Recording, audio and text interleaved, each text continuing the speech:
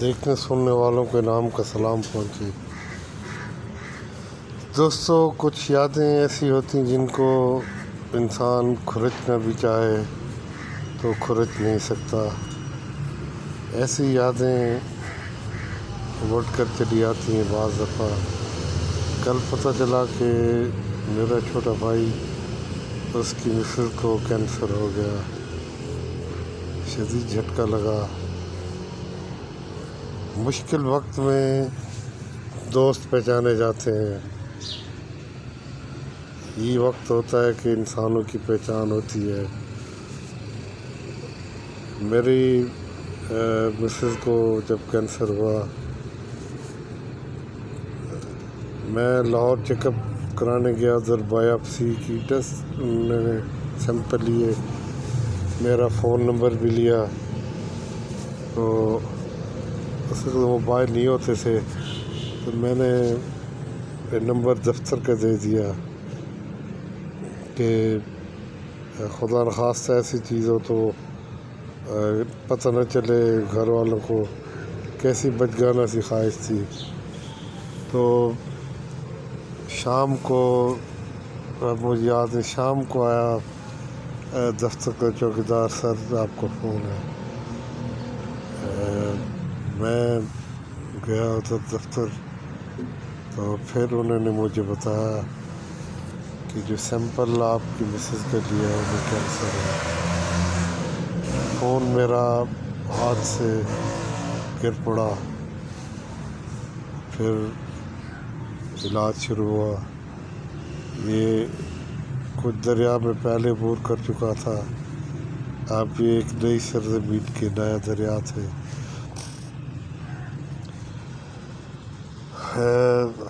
جو میرے والدین، بہن بھائی، ایک ویڈیو میں بتا چاہوں، بعض پرسیپشن پیدا کیے جاتے ہیں، پتہ نہیں کون لوگ کرتے ہیں، کیوں کرتے ہیں۔ یہ ایسا ہونا نہیں چاہیے، ہمارے معاشرے میں ہوتا ہے، پھر ہم اسی راہ میں بہہ چلے جاتے ہیں۔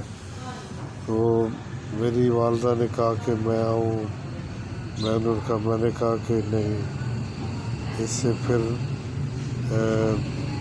معاملات اچھے نہیں ہوں گے، دنیا داری لوگ کہیں گے نبھانے آئے۔ بس اس دن پھر میں اکیلا ہی لاہور جاتا تھا وائف کے ساتھ، تو ادھر پتہ چلتا تھا کہ کسی کا ساتھ ہونا ضروری ہے، اور تو کوئی ساتھ جانے والا نہیں تھا، نہ کوئی لیڈیز، نہ کوئی بھی نہیں، یہ پہچان تھی۔ تو پیسوں کے لیے ہم نے اپنے اخراجات اس حد تک کم کر دیے تھے کہ کینسر کے دوران، اس کے بعد میں نے بتایا تھا جو اپنے پکانے والا ہے کہ مجھے گوشت نہیں پکے گا، کوئی سبزی یا کوئی دال۔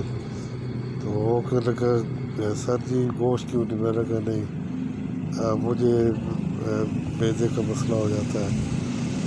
محض دوران ایک الفری چلتی تھی Rajanpur Bibi Khan, non air condition, اور جیسے دیہات کی بسیں، میں نے پھر اسی پر ہی سفر رکھا۔ بہرحال کچھ پس انداز رقم تھی، گزرتی رہی۔ میرے چچا، انہوں نے مجھے کہا کہ 40,000 روپये آپ رکھو۔ میں نے کہا نہیں، میرے پاس ہے۔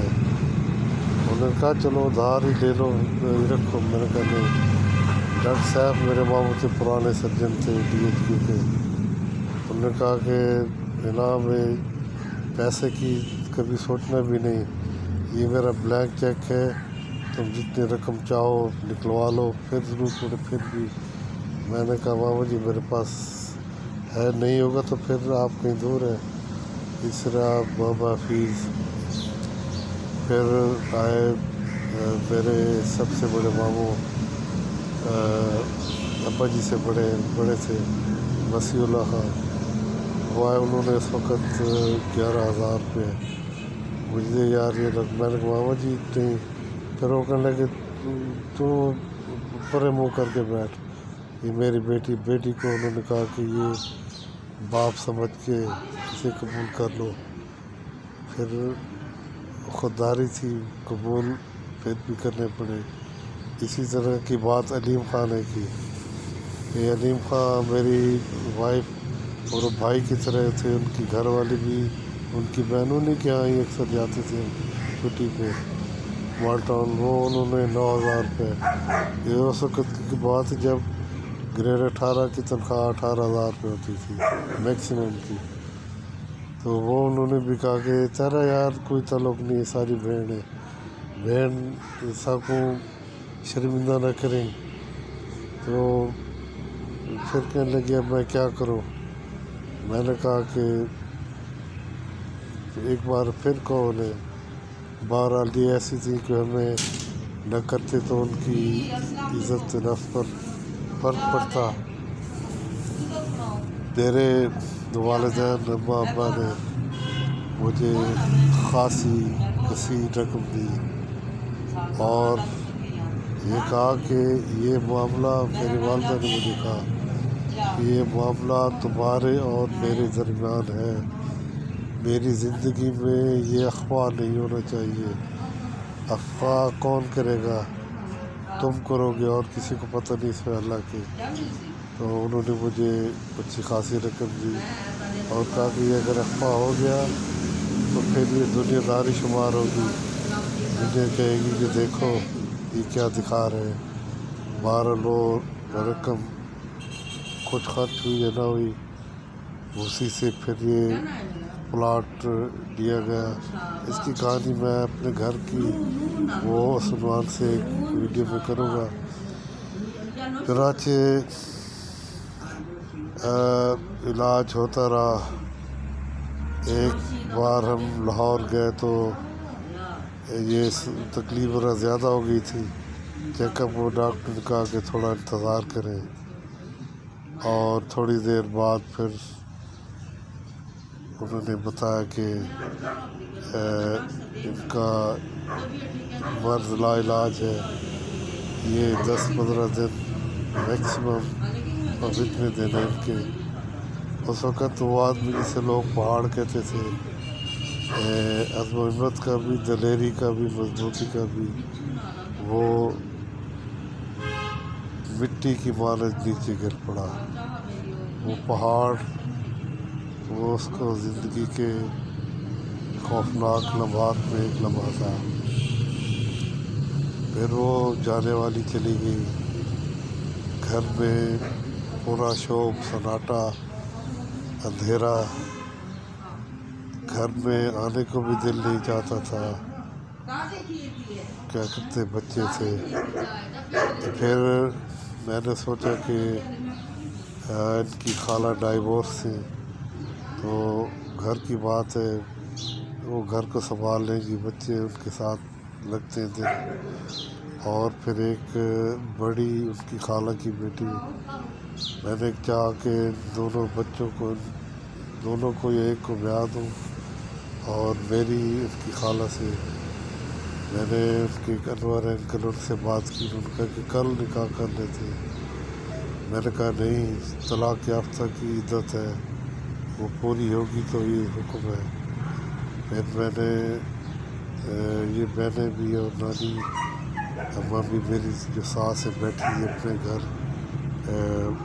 کھانا کی جگہ پہ. تو میں نے ان کو کہا کہ وہاں سے میرا ارادہ خواہش ہے. تو میں نے زندگی میں دوسری بار کبھی نہیں کہا. اپنی سروس کے معاملات میں بھی کبھی میں نے کبھی ریکویسٹ نہیں کی.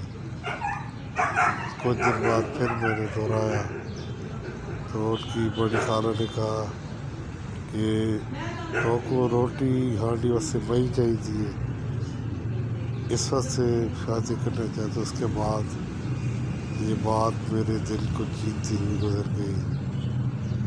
یہ دکھ کے لمحات تھے.